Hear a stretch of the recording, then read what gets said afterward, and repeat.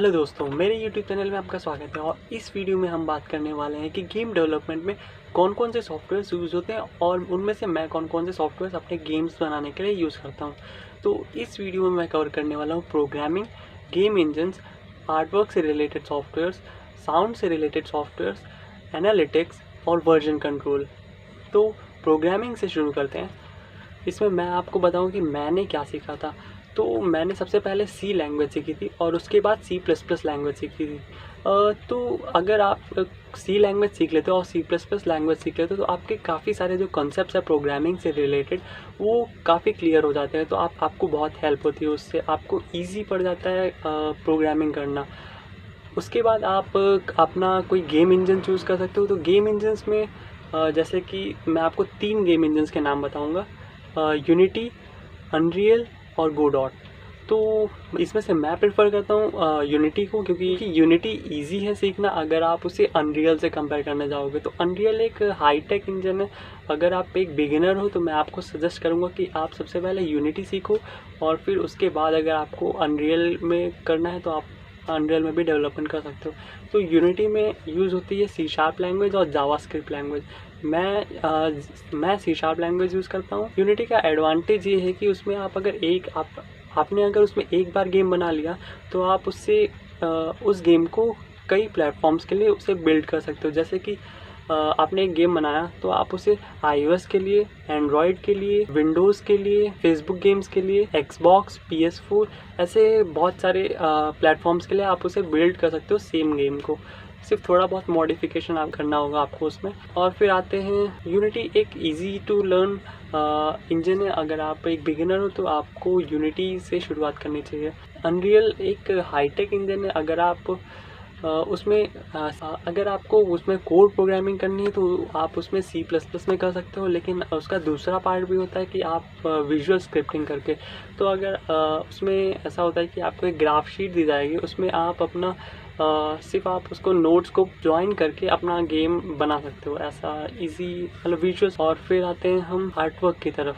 तो आर्टवर्क दो तरह के आप मॉडलिंग कर सकते हो, 2D में या 3D में। तो 2D के सॉफ्टवेयर्स की बात करते हैं।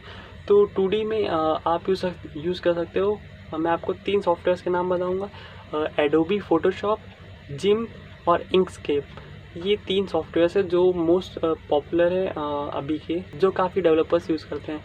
तो इसमें एडोबी फोटोशॉप का बहुत ही अच्छा सॉफ्टवेयर है, लेकिन आपको उसका लाइसेंस लेना पड़ेगा अगर आपको उसे यूज़ करना है। और इसमें से और जिम्प और इंकस्केप ये दोनों फ्री सॉफ्टवेयर है, ओपन सोर्स और फ्री सॉफ्टवेयर्स हैं। तो अगर आपको एडोबी फोटोशॉप के लिए नहीं जाना है तो आप इन दोनों में से भी कोई चूज़ कर सकते हो। दोनों ही काफ़ी अच्छे हैं, फोटोशॉप जैसे ही हैं। इनमें से मैं यूज़ करता हूँ जिम्प को। काफ़ी इजी है, आप उसमें बहुत सारे अच्छे क्वालिटी के एसेट्स बना सकते हो गेम के लिए, अपने गेम के लिए। और फिर आते हैं हम 3D सॉफ्टवेयर्स पे। तो 3D सॉफ्टवेयर्स में आप यूज़ कर सकते हो ऑटोडेस्क 3ds मैक्स और फिर माया और फिर है एक ब्लेंडर। तो ऑटोडेस्क और माया का आपको सब्सक्रिप्शन लेना पड़ेगा, उसके सब्सक्रिप्शन चार्जेस होते हैं, लेकिन दोनों ही बहुत ही अच्छे सॉफ्टवेयर्स है अगर आपको 3D मॉडलिंग करनी है तो। और फिर ब्लेंडर जो कि है वो फ्री है। तो ब्लेंडर एक बहुत ही अच्छा तगड़ा सॉफ्टवेयर है, इसमें आप बहुत ही अच्छी मॉडलिंग कर सकते हो। अगर आपको फ्री वर्जन के लिए जाना है तो आप ब्लेंडर यूज़ कर सकते हो अपने गेम के 3D मॉडल्स बनाने के लिए। और फिर आते हैं हम साउंड इफ़ेक्ट्स पे। तो साउंड इफ़ेक्ट बनाने के लिए अगर आप ऑनलाइन सर्च करोगे तो आपको काफ़ी सारे फ्री साउंड इफ़ेक्ट मिल जाएंगे, बहुत ही इजीली मिल जाएंगे। और फिर अगर आपको फिर भी आपको खुद के साउंड इफ़ेक्ट्स बनाने हैं तो आप यूज़ कर सकते हो BFXR, बॉस का Seoil और ऑडासिटी करके 3 सॉफ्टवेयर्स हैं जो कि फ्री हैं और ओपन सोर्स हैं।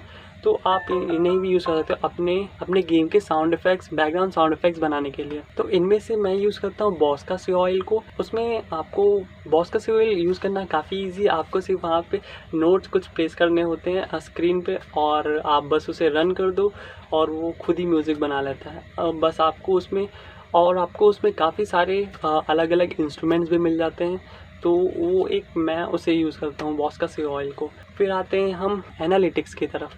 तो एनालिटिक्स में मैं प्रेफर करता हूँ फ्लरी को। फ्लरी एक बहुत ही अच्छा एनालिटिक्स सॉफ्टवेयर है। फ्लरी को इंटीग्रेट करना ईजी है और उसमें रियल टाइम में काफ़ी कम लैग टाइम होता है इवेंट अकर होने में और इवेंट को डैशबोर्ड पे दिखने में। तो वो एक काफ़ी अच्छी बात है। और फिर दूसरे भी एनालिटिक्स सॉफ्टवेयर है, जैसे गेम एनालिटिक्स हो गया, और यूनिटी का खुद का एक यूनिटी एनालिटिक्स करके जो कि इनबिल्ट है, आप उसे काफ़ी आसानी से उसे भी इंटीग्रेट कर सकते हो। तो ये हो गई एनालिटिक्स के बाद एनालिटिक्स बहुत इंपॉर्टेंट होता है, जो कि आपको आपके गेम को इम्प्रूव करने में आगे मदद करता है। और फिर आते हैं हम वर्जन कंट्रोल की तरफ। तो अगर आप कोई भी प्रोजेक्ट बनाते हो तो आपको उसमें वर्जन कंट्रोल तो डेफिनेटली यूज़ करना चाहिए। वर्जन कंट्रोल के लिए मोस्ट पॉपुलर है गिटहब एक most popular version control software है। तो अगर आप जैसे कि आपने अगर अभी अपने गेम में कोई फंक्शनैलिटी ऐड की और आगे चल के आपको फंक्शनैलिटी पसंद नहीं है या फिर उसमें कोई गड़बड़ आ जाती है, तो आप अपने पुराने वाले जो वर्जन है उस पर स्विच कर सकते हो। मतलब आपको इतना ढूंढना नहीं पड़ेगा कि आपने तब से लेके अब तक क्या क्या ऐड किया। तो ये एक बहुत ही अच्छी बात होती है। और अगर आपके प्रोजेक्ट में कोई गड़बड़ आ जाती है या फिर वो क्रैश हो जाता है, तो आप आसानी से गिटहब से उसे वापस से क्लोन कर सकते हो। तो ये एक अच्छी बात होती है अगर आप वर्जन कंट्रोल यूज़ करोगे तो ये थे सॉफ्टवेयर्स जो कि मैं यूज़ करता हूँ, इनमें से काफ़ी सारे, और जो कि गेम डेवलपमेंट में यूज़ हो। तो अगर आप एक ऑनलाइन सर्च भी करोगे तो आपको काफ़ी सारे ऐसे सॉफ्टवेयर्स मिल जाएंगे। ये तो सिर्फ कुछ सॉफ्टवेयर्स के नाम थे। अगर आप ऑनलाइन सर्च करोगे तो आपको और भी बहुत सारे सॉफ्टवेयर्स के नाम मिल जाएंगे। तो अगर आप भी एक गेम डेवलपर बनना चाहते हो तो डेफिनेटली आप मेरे चैनल को सब्सक्राइब करो और वो बेल आइकन दबा दो, ताकि आप मेरे अगले आने वाली वीडियोज़ को मिस ना कर पाओ। इस चैनल के थ्रू मैं अपने गेम डेवलपमेंट रिलेटेड एक्सपीरियंसेस और नॉलेज आप सबके साथ शेयर करूँगा। तब तक के लिए बाय बाय।